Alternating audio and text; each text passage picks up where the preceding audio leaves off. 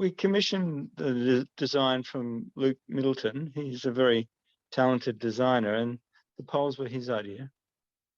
But yeah, I agree, they're genius. And the story behind us using Luke is that we saw his house, which was open for Sustainable House Day in 2018. We'd been looking around for inspiration and architects, and hadn't found anyone that really sort of nailed it. But we saw his place, and we both just said, right, this is amazing, and we'll have one of those, please. So Luke's place doesn't specifically use the poles, but it speaks to his obvious talent and finesse. The internal floor plate is 138. Yeah, so it's quite modest. It looks a lot bigger from the outside than it actually is. So it's relatively compact in its floor plate, but it still feels very roomy. And the lack of wasted space means that where we've got the back living area feels very generous, even though it's not a huge house. BZE, the climate change group, had a group visit to the estate in February 2017, and I tagged along and was really impressed. And then subsequent to, and that the timing of that worked very well with the release of the next stage. Good things about the block being its elevation and so on work in our favour. 7.7 kilowatts. It's a single row of Trina honey panels, and that's all connected to a 6 kilowatt 3-phase Fronius Simo Gen 24 inverter. Chosen in part because it was battery ready. It's a hybrid inverter, and so within a year of being here, we got a battery added to that inverter. So we didn't. So we now have a battery. We've got 7.5 kilowatt hours of battery storage as well. BYD is the manufacturer, and the range is called the HVS Premium Battery Box. And that can be expanded in 2.5 kilowatt hour chunks. So they're big boxes that you can stack. Now that we've just recently got an electric car, and I think, and we're still exporting a lot of solar energy. So I think we've got a lot of potential to better use that energy in a battery rather than just exporting it to the grid just from the house. So I try to prioritize charging from my excess solar, even if that takes a couple of days. Back and forwards from Melbourne is such that you come back here with 10 to somewhere between 10 and 25% of battery, and then you don't use the car very much for a couple of days. But if you just leave it plugged in, then during the day you can just soak up all that excess solar and charge for nothing. It's not on a slab. It's a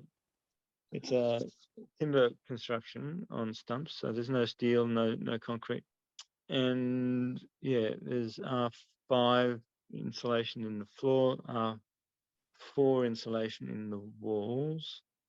The walls are quite thick. It's most timber framed homes use a 90 millimeter stud frame material.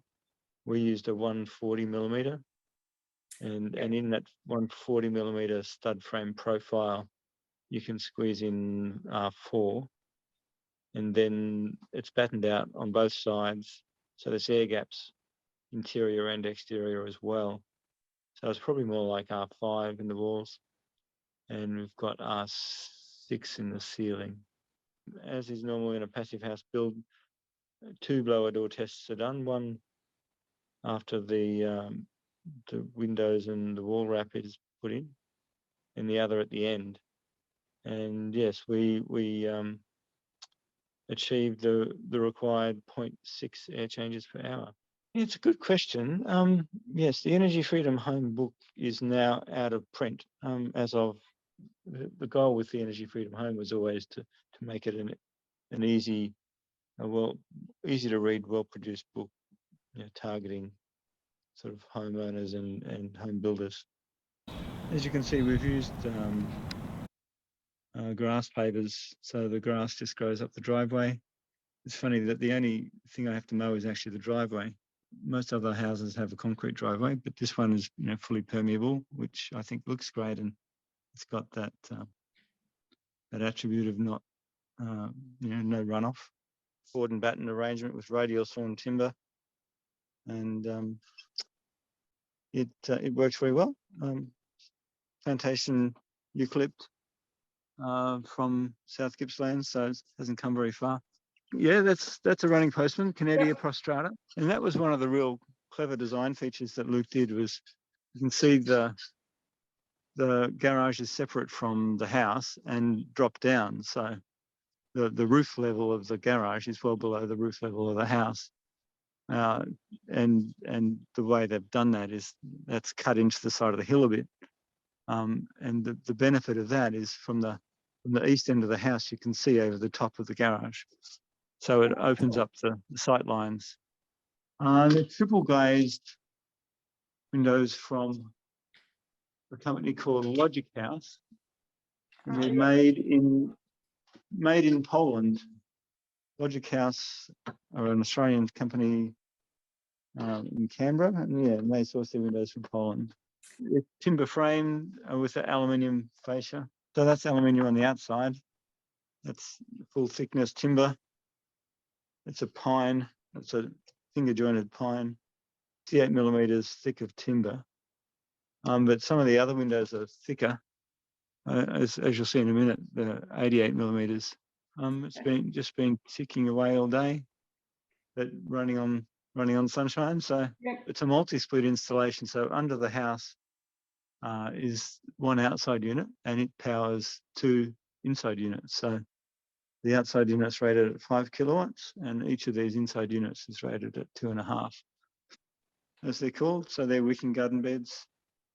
No passive house is complete form of a heat recovery ventilation system. So it distributes fresh air through the house and extracts stale air, but does so in a way that doesn't lose heat energy. It extracts the heat out of the outgoing stale air and transfers it to the incoming fresh air. The stage of life is such that the timing was right for a bit of a downsize.